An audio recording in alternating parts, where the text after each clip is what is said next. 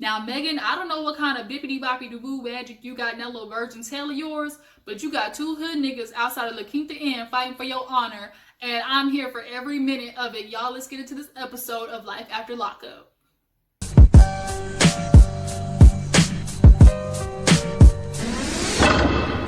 I'm steady trying to.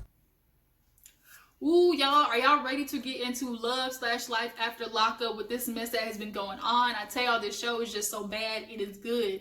Now, if you ask me, Sarah, Meghan, and Michael are the icing on the cake for this season. They are the superstars of this show, and of course, you got to deal with the other ones, you know, like Tony and Angela, you know, they're another big story. And if you ask me, the other big one probably is Lamar and Andrea, but we're gonna discuss all of that, but not before we acknowledge real quick before we get into the episode that me, your girl Gigi, got 1,000 subscribers. Okay, y'all, I just gotta say I appreciate it. Thank you so much for hitting that subscribe button. I got that K behind my name, and as I promised, I'm gonna be doing a giveaway for one of you guys. So in my next video, I will tell you guys what I will possibly be giving away and the steps to take to you know, get a subscriber appreciation package in the mail possibly. Okay, so y'all, now after we're done after that talking about everything and my 1,000 subscribers and whatnot, we're gonna be talking about life after lockup. So basically, I'm gonna go out of order. We'll just kind of like just go by each couple. First, let's start out with Cheryl and Josh because I want to get them out the way because I'm just over their storyline. Cheryl, she just constantly looks like a walking stick, and she goes over to her sister's house to talk about going back to Colorado to be with Josh. Now, we all know the sister can't stand him. She's a correctional officer, so she already knows what these prison men do. They become, you know, pen pals with women, and they get them to put money on their books, and then by the time they come out, they done fell in love enough for them to give them an address to give to their parole officer. Like, it's a whole system.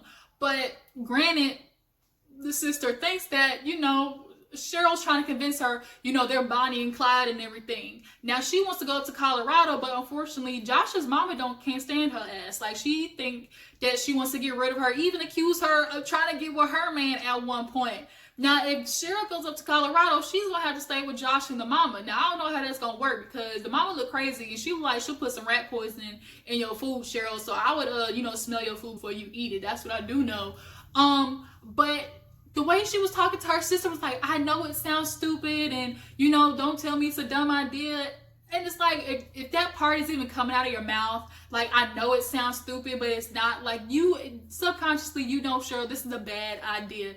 And it's not that your sister doesn't like him, you know, maybe as much as you're trying to say because he came out of jail. Your sister doesn't like him because you are spending all your goddamn money on this man's restitution for what? He was an armed robber. Like, you're gonna be paying off whatever $80,000-$100,000 forever, child, and you barely is paying for your kids. So now, are you gonna pack up all your kids and take them to Colorado? Are you only taking 2 of your kids? Did you give your other kids to your parents so they can raise them because you clearly are not raising your kids? Like, it's just so much that you were putting to the side for this man that broke up with you 3 days into you going up there to see him. Like, I'm with your sister on this one, Cheryl. Let it go. But you want to go up there and make yourself look stupid? Have at it, okay?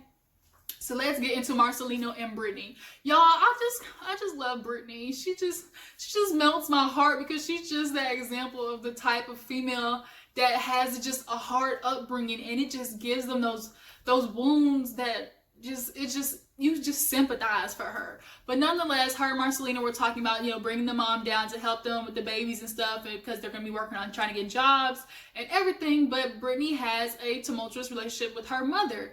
Now, her mother had an addiction problem when she was younger. And, you know, granted, she's over it now. Of course, as a child, there are certain wounds that you just don't get over. There are just things that kind of scar you for life and kind of make you who you are. And she talked about how one situation she remembered as a kid, she loved collecting quarters. And I know, like, I've seen those quarter books. My dad used to have one, like, for each state, like, you got the quarter for it. So I get what she was talking about. But she was like, I remember one day waking up and, you know, half my quarters were missing. And her parents took them. They got just enough to buy, you know, a bottle for the next day. And I could imagine as a kid, it's like, dang, my parents really just stole for me to go buy some alcohol. And they know this is my thing. Like, some kids, when they grow up, like, they collect dolls or, you know, action figures or whatever. And it's kind of like each kid has their comfort. And for her, it was her quarters, and for her parents to ruin that for some alcohol, like, I just could imagine. Then, not to mention, she goes in to saying she ran away and came back and they was gone. They left her, like Home Alone type situation. And she ends up talking to her mom about it when they finally go pick her up at the airport and stuff. And we see the mom, and she actually had a very unfortunate situation. She almost got blowed up, y'all. I said blowed up like almost, like City Girls. You're gonna get flued out. But nonetheless, the mama was in a situation where a cabin, I guess, set fire and it burned 80% of her body, and that's crazy. I could never imagine. I can imagine that would be hella scary, like literally seeing all them flames coming for me. I wouldn't know what to do. But, you know, they're having a good time. The sister was actually there too. They happen, I think, to find a home like literally around the block for them. So it's going to be convenient, you know, when the new baby comes. Because Marcelino, I'm going to need you to hop on it. You can't be a professional poker player when you have kids. It's just going to have to be something you put on the back burner, because that's what you do as a responsible adult, okay? So they having a little barbecue sitting in the back. You know, the mom was like, you know, it's just great to see y'all here with the kids. Y'all can be with them all the time. And Brittney, you know, kind of took that as her moment to say everything that was on her mind. Because, you know, kids and parents sometimes have a weird relationship, especially if the parents have like a situation where the upbringing wasn't the best for the child. So you can be okay with your parents, but it doesn't mean that you don't have like underlying tension and issues that kind of usually, you know, cause arguments in most relationships. But nonetheless, she's like, yeah, I want to be there for my kid, because, you know, I remember what it was like having a lot of people in the home and still feeling lonely. Like, you know, her parents were the cool parents. Everybody loved them. But I don't want the cool parent. I want my parent to not be drinking and doing drugs in the bathroom. I want them to be with me, helping me do my homework. Like, that's the stuff you remember as a kid. And it set the mama off. She got up and, you know, went outside and kind of had a little moment talking to the producers where she's like, I just did the best I could. Now, I'm confused. If your child runs away at 12, how do you leave them? Like, she said she came back 3 days later and they were gone. Like, I couldn't imagine as a 12-year-old, literally your parents being gone, not even staying to see you come back. Like, that would hurt. And so she's like, saying that I couldn't imagine what kind of road I would have went down differently had I had, you know, involved parents and stuff like that. But she wants her mom to have the opportunity to be, you know, do it differently as a grandparent, which every, you know, person deserves. It's kind of like, just make up for it with my kid. Just be there, be that grandparent, you know, that spoils their, you know, grandkids and everything. And hopefully Brittney gets that. So let's move on to Lacy and John. So John up and disappeared, okay? Now, Lacy and Sean is his name, I think. The 22-year-old, you know, he's starting to come out looking like he might got a drinking problem, but he's 22, so what else do we expect? But Lacy and Sean got into a fight, so she decides she wasn't going to waste her good old gas trying to find John, and she goes to his place, and John is MIA. So now for her, she starts panicking because, you know, John sent her that old, you know, little SOS note talking about, oh, I love you, can't see you get married to somebody else, and I'm gonna be out here depressed and whatnot. He was definitely luring her in. He knew what to say, and sure enough, she fell for it. And I think Lacy does it to herself. She loves the attention. That's just her thing. You can tell about all the things that she did to her body. She's a very insecure girl, so I mean, like, she just likes the fact that it's two people fighting over her. But nonetheless, she's driving around wasting all her good goddamn gas. I wish I would be driving around for a man I'm not married to. Like, are you kidding me? Oh no. But she called, you know, hospitals, and she finally ended up, let me call the police department. So she called the police department, and guess who's there? John. And she starts crying like Oscar, you know, like Emmy Globe starts to like crying, like, oh my God. Like, she got the phone in her hand. When I tell y'all, she's like, I can't breathe. Like, she was doing so much. I'm like, you crying this much over a man you not even with? I mean, I get y'all got history and stuff, but this is the best for you. Now, of course, you know, they give them, you know, the information on what they got locked up for. Y'all, John was trying to go out guns a-blazing. He had needles, paraphernalia, apparently, like, was drinking too, like, and was driving. Like, he was trying to go out in the blaze of glory. And he's like, if I can't have her, like, I don't want to be here no more. He kind of pulled one of them things. And now he's going to be having Lacy feeling all hella guilty and crawling back to him because, and then she confused me because then she told the producers, like, oh, you know, after the way Sean talked to me, I feel like I needed to find John, so you know, I can have closure. So basically what you're trying to say is, oh, I didn't like what Sean said to me, I'm gonna go find somebody to heal my little wounds for a couple of minutes, and John's gonna do that for me. He's gonna tell me some things I want to hear and make me feel better. Like, I don't understand how the argument with Sean was supposed to help you get closure with the other one. You trying to pull these men by little puppet strings, Lacy, and I don't like it, and I'm over it, okay? So let's get into Andrea and Lamar.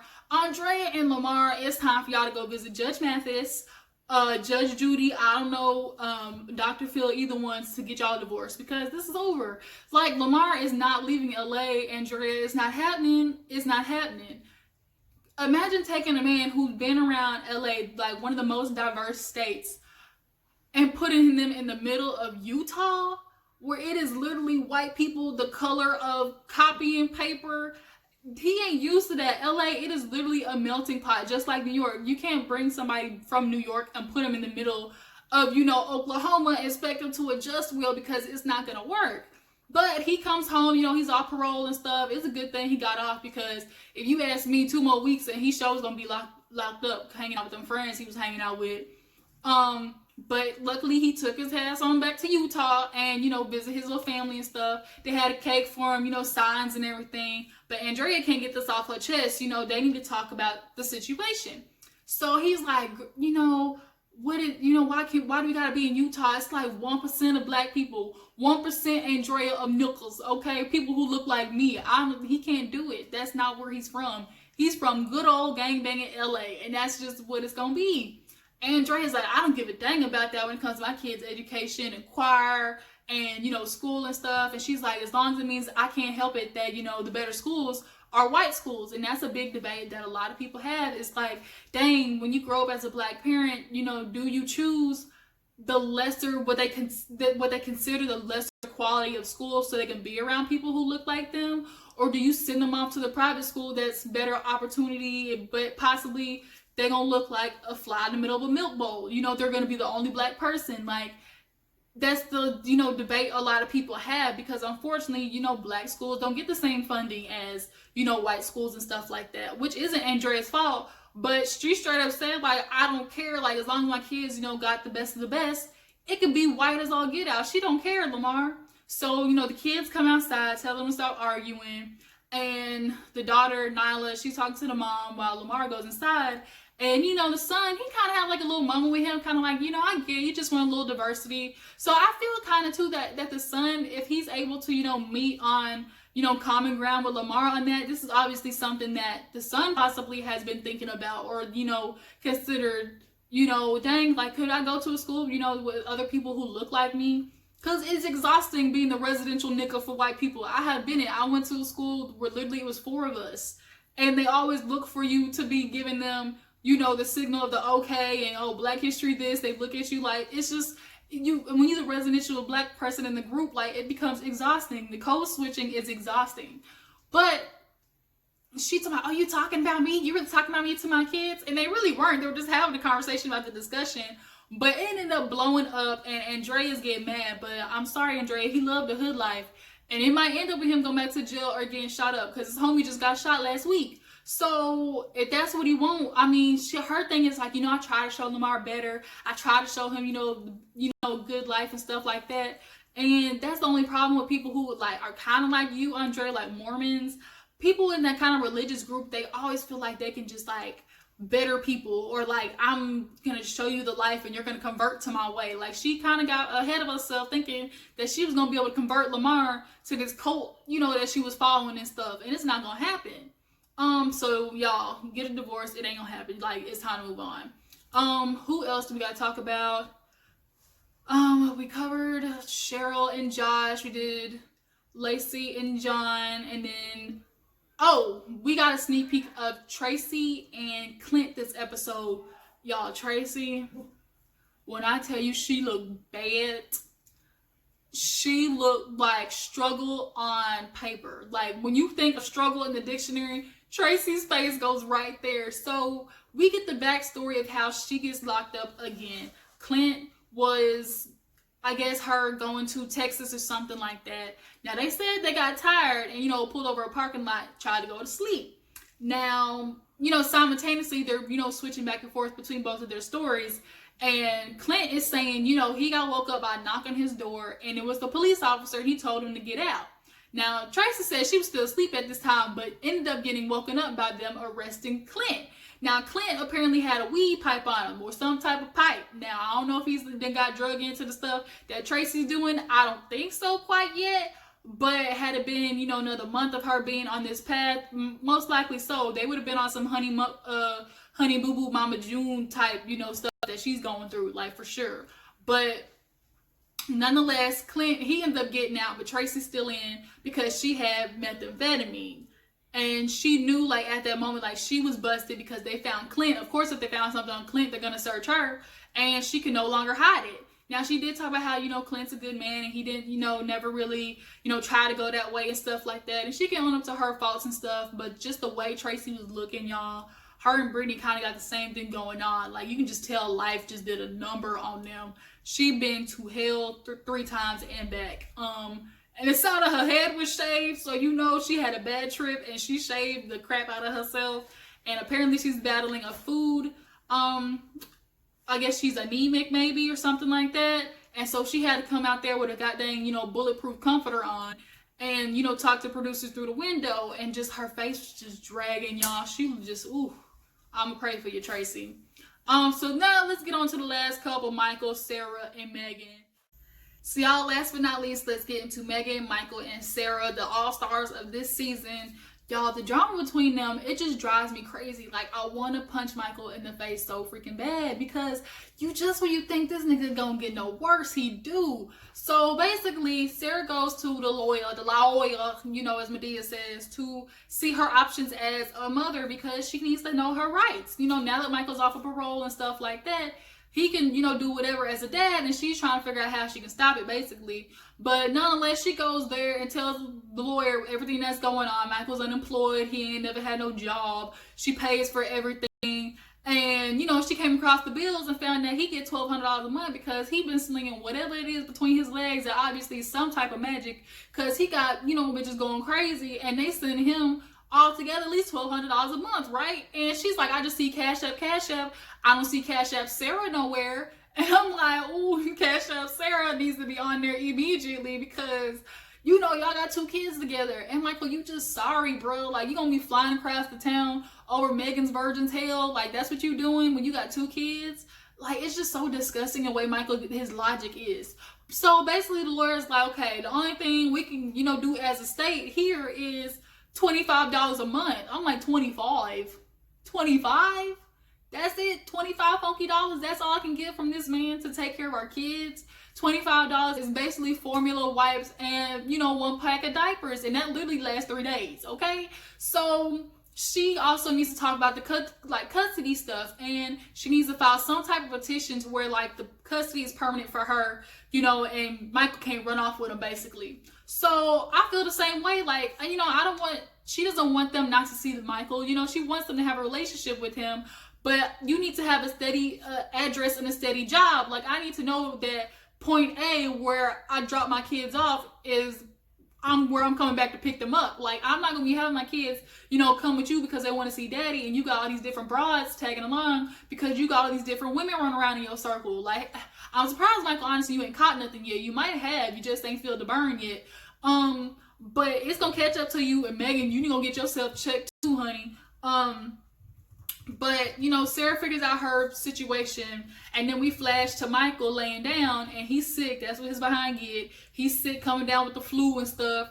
And, Meghan comes with soup, trying to, play, housewife and everything and make him feel better. But honestly, it was some ulterior motives because she grabbed that phone real quick. Y'all, I'm so glad to see Meghan ain't as dumb. She finally has a light bulb clicking because she's finally playing NCIS, investigation mode, and she grabs Michael's phone. Now, it's something about hood niggas and they, phone spider senses get to tingling. When the phone go missing, they start, where is it? Where's my phone? Where's my phone? And he said, Meghan, what you doing with my phone at? She's like, oh, I got it.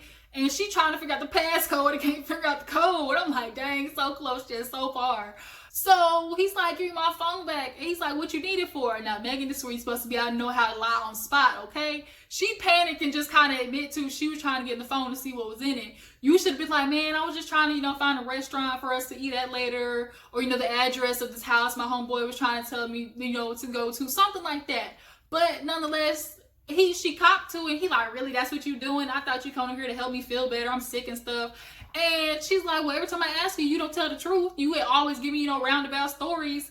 And in the middle of them arguing, knock, knock, knock at the door. And I'm thinking it's probably another woman or something. Michael was playing sick just to get Meghan, off his tail. So, he could have a hotel to himself later. That's what I'm thinking.